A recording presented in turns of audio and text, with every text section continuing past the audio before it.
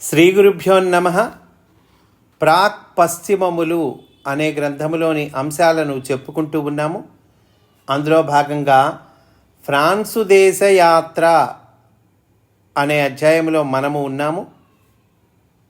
మాస్టారు చెబుతూ ఉన్నారు 25/5/1972 ఆ తేదీలోకి మనము ప్రవేశిస్తూ ఉన్నాము. 8 గంటలకు స్నానాధికములు ముగించుకొని మరలా ప్రయాణము సాగించితిమి. ఎలిజబెత్ కారు నడుపుచుండగా యథాప్రకారము నేను ప్రక్కన కూర్చుంటిని. భారతదేశమందలి సాంఘికాచారములను గూర్చిన చర్చ సాగుచున్నది. భారతదేశమున స్త్రీలకు స్వాతంత్ర్యము లేదను అభిప్రాయమును ఆమె వెలిబుచ్చినది.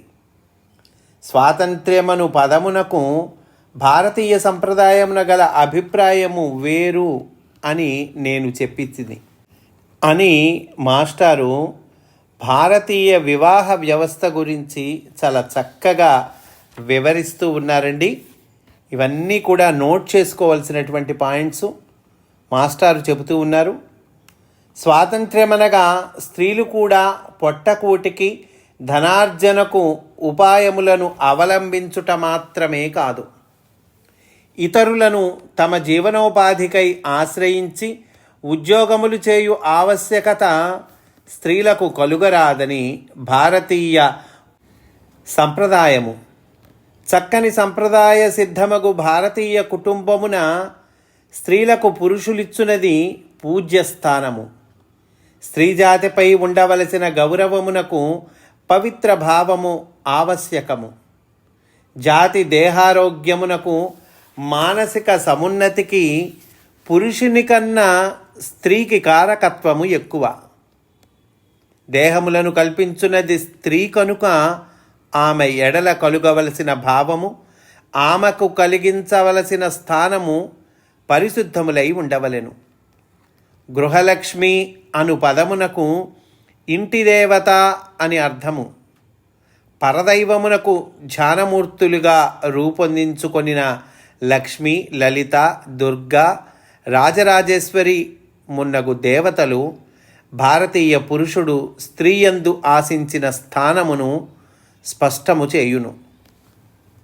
వైదిక దేవతలలో అత్యున్నతముగా గాయత్రి దర్శింపబడినది.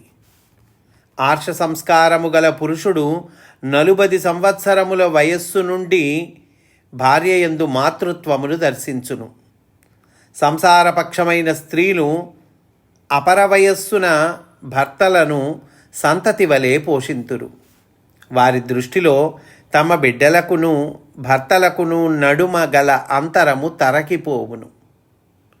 పాశ్చాత్య సంప్రదాయమున వనితకు ఆదర్శము ఉత్తమ భార్యాత్వము. భారతీయ సంప్రదాయమున ఆదర్శము ఉత్తమ మాతృత్వము. చూడండి, ఈ పాయింట్, ఈ వాక్యం మళ్ళీ చెప్పుకుందామండి. మాస్టర్ అంటూ ఉన్నారు, పాశ్చాత్య సంప్రదాయమున వనితకు ఆదర్శమేమిటి? ఉత్తమ భార్యాత్వము. భారతీయ సంప్రదాయమున ఆదర్శము ఉత్తమ మాతృత్వము. భారతదేశమున పురుషుడు తల్లిని కానీ భార్యను కానీ పేరు పెట్టి పిలుచుట ఆచారము కాదు. వృద్ధుడగు నా భర్తను విడిచి భారతదేశమును దర్శించుటకు రాలేకపోవుచున్నాను. అతడు పోయిన వెంటనే భారతదేశమును దర్శింపగలను అని ఒక పాశ్చాత్య వృద్ధ నారి పలుకగా విని మన వర్మ మూర్ఛపోయెను. ఒక పాశ్చాత్య వృద్ధ నారి అట్లా అన్నదటండి. అందువల్ల మన వర్మ మూర్ఛపోయెను అంటున్నారు మాస్టారు. ఇట్టి విచిత్రములు భారతదేశమున ఊహించుటకు కూడా సాధ్యము కాదు. ఎచ్చట స్త్రీలకు పూజ్యభావముండునో అచట దేవతలు విహరించుచుందురు. అది లేని చోట చేసిన పూజలన్నీయు నిష్ఫలములు అగును అని మనువు చెప్పిన వాక్యములు మా సంప్రదాయజ్ఞులకు ఆదర్శములు అని వివరించి తిని. భారతదేశమున బాల్య వివాహములు ఉండుట మంచిది కాదని ఆమె ప్రసంగించెను. నేనిట్లు వివరించి తిని. మాస్టర్ చెప్తూ ఉన్నారండి, బాల్య వివాహముల గురించి మాస్టర్ చెప్తూ ఉన్నారు. మీ సంప్రదాయమున వివాహమనగా స్త్రీ పురుష సమాగమము ప్రారంభము. మా సంప్రదాయమున వివాహము వేరు, శుభకార్యము వేరు. అంటే శుభకార్యం అంటే స్త్రీ పురుషులిద్దరూ భౌతికంగా కలిసేటువంటి విషయం అండి. మాస్టర్ ఏమంటున్నారు? మా సంప్రదాయమున వివాహము వేరు, శుభకార్యము వేరు. దానిని మీకు వివరింపని భారతీయులనే మూర్ఖులు అనవలెను, కానీ తెలియక నిందించు మిమ్ములను తప్పుపట్టుటకు వీలు లేదు. చిన్నతనము నుండి పండుగలు మున్నగు సందర్భములలో కలసి మెలుగునట్లు పెంచుట వలన భవిష్యత్ దంపతుల నడుమ అనురాగము మొదట ఆత్మీయతగా ప్రారంభమగును. అది ఎంతయో శ్రేయస్కరము. దాని కొరకై వివాహము కానీ కామము కొరకు కాదు. చిన్నతనము నుండి ఆత్మీయత వృద్ధి పొందినచో తరువాత వయస్సున కామాకర్షణ కన్నా సహచరత్వము, కష్టసుఖములను పంచుకొనుట ఎక్కువ ప్రాముఖ్యము వహించును. దాని కొరకే భారతీయ ఋషులు బాల్య వివాహములు ఏర్పరిచిరి. చూడండి, బాల్య వివాహాల వల్ల ఏమవుతుంది? ఆ చిన్నతనం నుంచే పండుగలు మొదలైన సందర్భాల్లో కలిసి మెలుగునట్లుగా పెంచుతారు. అప్పుడు వీళ్ళిద్దరు ఎవరు? భవిష్యత్ దంపతులు. వాళ్ళ మధ్యలో చక్కగా అనురాగము, ఆత్మీయత ప్రారంభమవుతాయి. అంతేగాని కామము కొరకు కాదు అంటున్నారు మాస్టారు. కామాకర్షణ కన్నా కూడా సహచరత్వము, కష్టసుఖములను పంచుకొనుట ఇది ఎక్కువ ప్రాముఖ్యత వహిస్తుంది. భారత ధర్మము ప్రకారము వివాహము ఒక సంస్కారము. పాశ్చాత్య వాసన సోకిన కుటుంబములలో వయస్సు ముదిరిన తరువాత వివాహమైన దంపతుల నడుమ విషమ సమస్యలు ప్రాప్తించు శాతము ఎక్కువగా కనిపించుచున్నది. ఇన్ని దినముల నుండి మన ప్రయాణములలో మీ దేశముల యందు పలువురు దంపతులు, తల్లిదండ్రులు తమ కష్టసుఖములను నాతో చెప్పుకొని పరిష్కారములను కోరుట గమనించుచుంటివి కదా. అందు ఎక్కువ మంది దాంపత్య విచ్ఛేద బాధాగాథలను చెప్పుకొనుచున్నారనుట నీ వెరిగిన సత్యమే కదా. ఎక్కువ మందిలో దాంపత్యములు విషాదగాథలలో నిండి ఉన్నవని మొన్న నీవే నాతో చెప్పితివి. దానికి ప్రబల కారణములలో ఒకటి వెన్నుముదిరిన వెనుక వివాహము చేయుట. ప్రేమించి చేసుకొను వివాహములలో పరస్పరము కలుగు పరిచయము ఆత్మీయతతో కూడినది కాక సుఖేచ్ఛతోనో, వ్యామోహముతోనో, నచ్చిన వ్యక్తిని తనదిగా చేసుకొనవలెనను అభిలాషతోనో ప్రారంభింపబడుచున్నది. ఇట్టి సంబంధమునకు వేరు బలము తక్కువై ఉండును. భావప్రాతికూల్యములు తుఫాను వలె విజృంభించినప్పుడు పెళ్లగింపబడుటకు అవకాశము ఎక్కువ. చిన్నతనము నుండి పరస్పరత్వము, అనుకూల్యము అలవడినచో దంపతుల దేహ సాంగత్య సౌఖ్యము భౌతికముగా మాత్రమే కాక కామ శరీరముల అంటే యాస్ట్రల్ బాడీస్ అంటాం కదండి, ఆ కామ శరీరముల అనుకూలముగా కూడా వర్ధిల్లి కామసుఖము కూడా మీరు ఎరిగిన కన్నా మాకు ఎక్కువ లభించుచున్నది. ఆత్మీయత అనదగిన ఆత్మల సంబంధము వృద్ధి పొందుటకు అవకాశము అప్పుడే ఎక్కువ. ఇట్టి దాంపత్యమున యోగ సాధనకు, యోగానుభూతికి దాంపత్య జీవితము అడ్డురాదు.